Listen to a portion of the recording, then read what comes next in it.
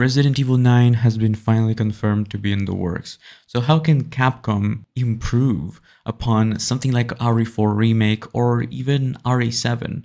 So in case you're out of the loop, the director for the next Resident Evil game will be the same director that's worked on Resident Evil 7 and Resident Evil Revelations 1. Now this is a huge deal. He brought back the franchise to the survival horror experience not once but twice.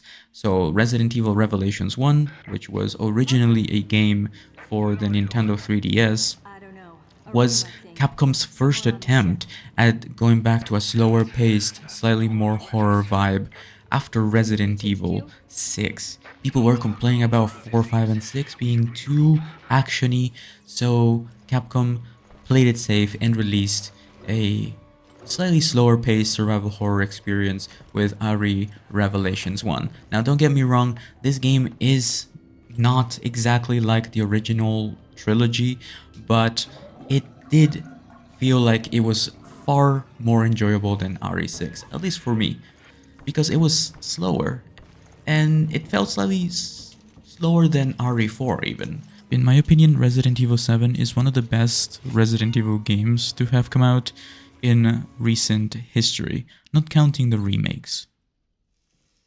But that's only because RE Village really didn't deliver with that whole survival horror experience, at least in my opinion.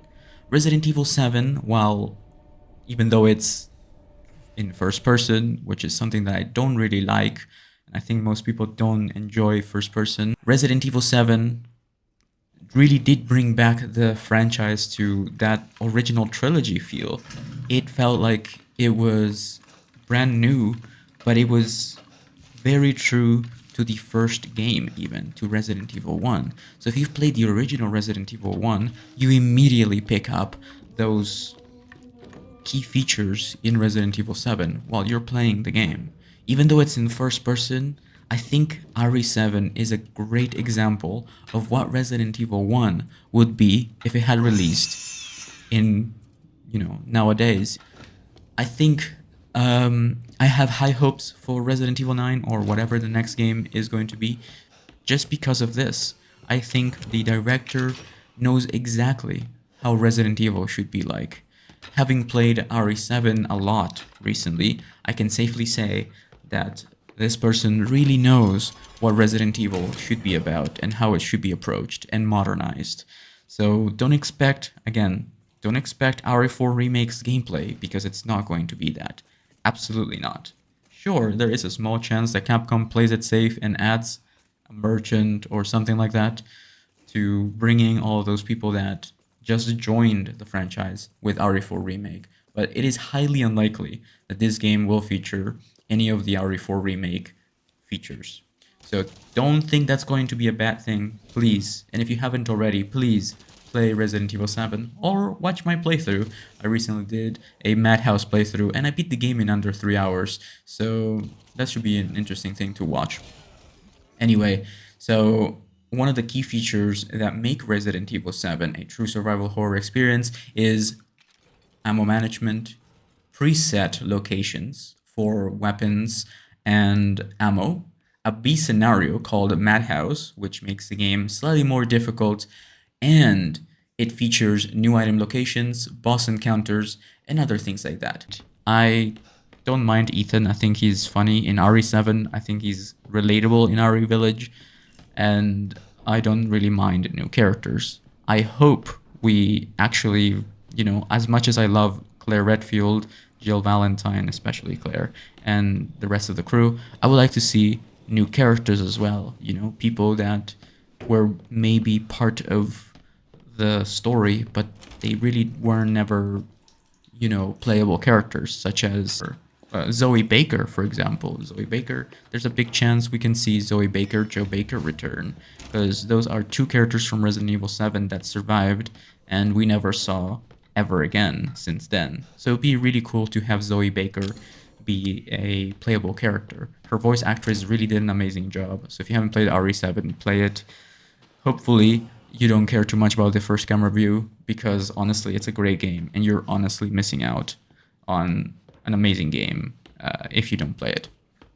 Anyway, One thing to say though, what that I didn't like about RE7 was, sure, it's a great game in your first playthrough when it comes to cinematic experience, but after that, you're not able to skip cutscenes, you're not able to skip through dialogue, and I get that that's the whole point of the game, the cinematic experience, but I think after you beat the game once, you should be given the option to skip certain parts so you can fully focus on the game and use your strategies to move on and, plan ahead. And I think that's what Resident Evil is going to be like, in my opinion. I think it's going to be slightly more actiony, maybe, but it's still going to have RE7 and RE1 to the core. If anything, this is going to be the RE2 of the modern era.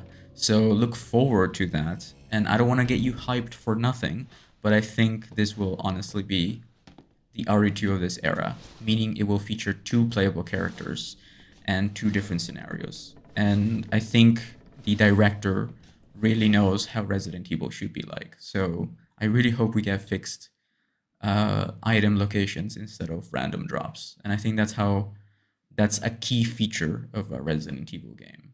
So yeah, look forward to all of that. I will be making more content when Resident Evil 9 or the next Resident Evil drops, even if it's Code Veronica remake. I think it's in good hands. So I hope we get to see more in the coming months. So stay tuned, click the bell, subscribe, leave a like. Let me know in the comments down below what you want from the next Resident Evil game and what you don't like of the current state of Resident Evil. Perhaps you didn't like RE Village because it was too actiony or something like that. So one last thing to say, I don't want to hate on any Resident Evil games. I love the franchise. RE Village to me was a good game, but it lacked very many Resident Evil-y features, meaning it didn't have gore. The characters felt really like, you know, it felt like it didn't matter if you shot them or not. Like only certain Lycans would lose their heads if you shot them. The enemies in the castle wouldn't really react to a weapon. They just felt like, it just felt like it was pointless to shoot them. They tried channeling RE4, but I think they focused too much on that, and it ended up lacking its own personality.